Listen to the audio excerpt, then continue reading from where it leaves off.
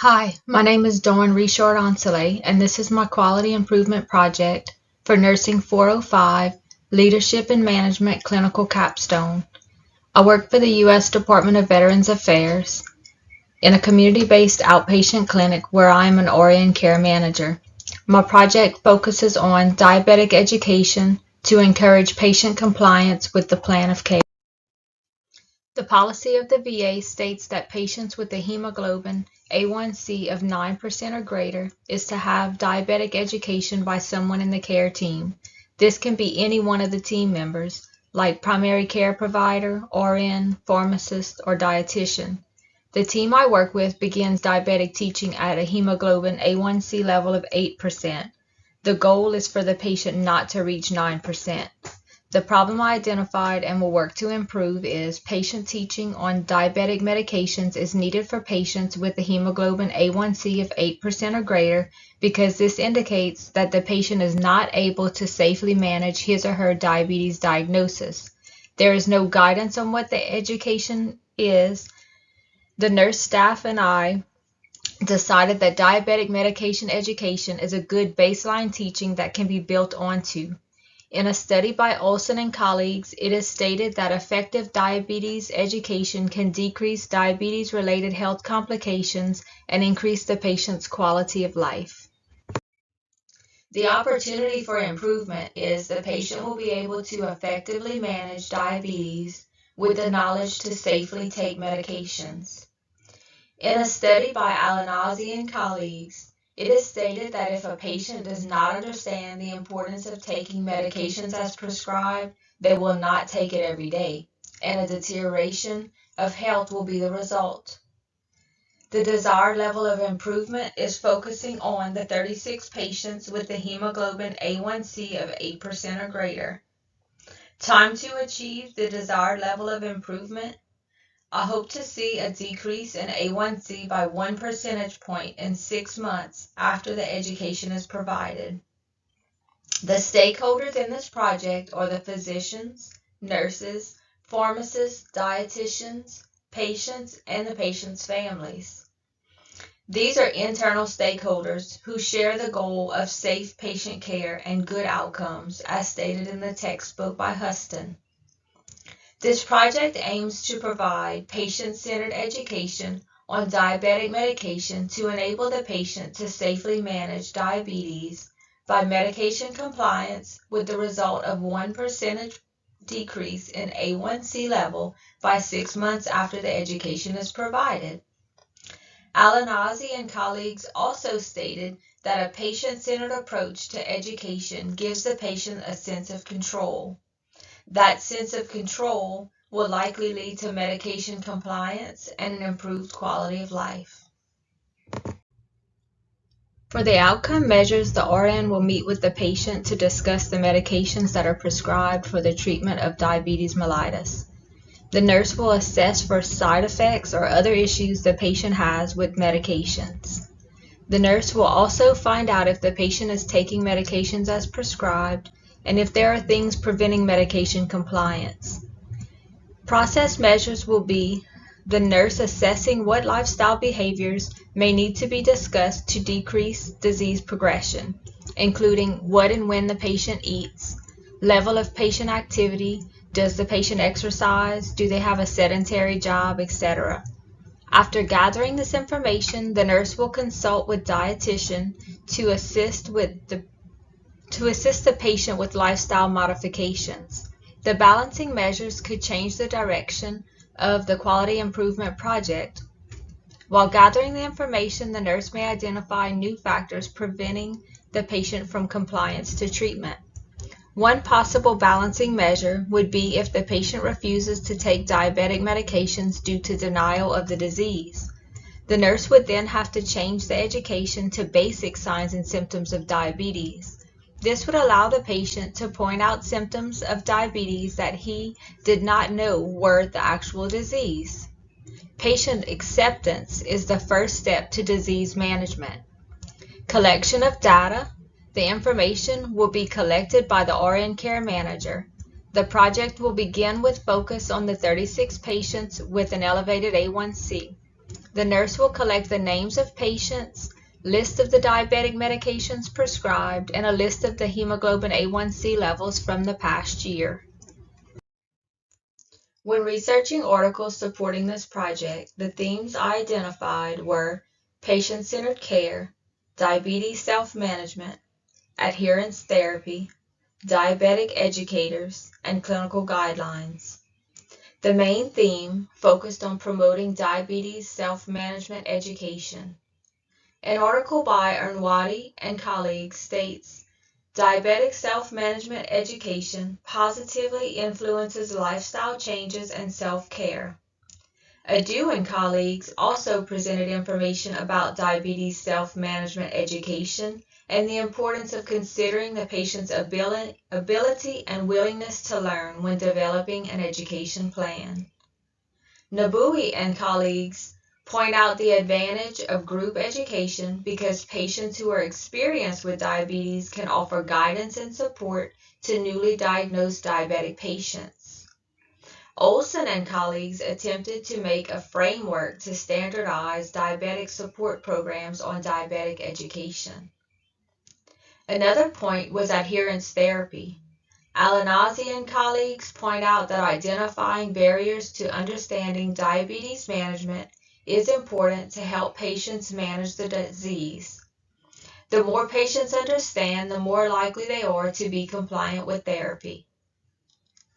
Angel and colleagues point out that diabetic educators play an important role in the management of diabetes because they form a trusting relationship with the patient, and the patient will be comfortable asking the nurse questions. In a study by Rainick and colleagues, the outcomes of education provided by providers and nurses were compared. While both showed improved understanding of diabetes, the patients educated and followed by nurses were less likely to go to the ER. Rodriguez and colleagues point out that education by a diabetic specialist is more cost-effective and generally effective than education provided by general nurses. Yu and colleagues report the current clinical guidelines. This is important to ensure the team and the patient is aware of the treatment plan and the plan for possible changes in the future. The plan for change includes individualized nurse and patient education sessions to promote the need for diabetic self-management. Adu and colleagues state that if the patient is given the proper information and feels like their needs are supported, they will be more open to making the necessary lifestyle changes. The first step in this process is to run a report to develop a list of patients with a hemoglobin A1C level of 8 to 8.9% and 9% and greater. The names of the patient from those lists will be entered in the spreadsheet to be used for tracking progress and education opportunities. The information that will be tracked include A1C levels for the past year, current diabetic medication list, and education provided to the patient. Education sheets with information on specific diabetic medications will be made to distribute to the patient at the education visit. This information will be entered on the spreadsheet and dated. This will aid the nurse to be able to follow up with the education provided to see if it is useful to the patient. The nurse care manager will prepare a letter introducing the Quality Improvement Initiative, inviting the patient to call for an appointment with the care manager, and a direct telephone number for contacting the care manager. 1 week later, the RN care manager will contact the patient to set up an appointment for individualized diabetic education. At the diabetic education appointment, the nurse will attempt to identify challenges the patient is experiencing with medication compliance, understanding diabetes, and making lifestyle modifications.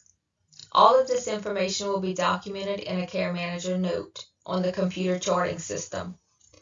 It will also be documented on the spreadsheet to monitor issues discussed and planning for the next visit. The nurse will follow up monthly to discuss any issues or concerns the patient may have. The patient will also be given the direct telephone number to contact the care manager.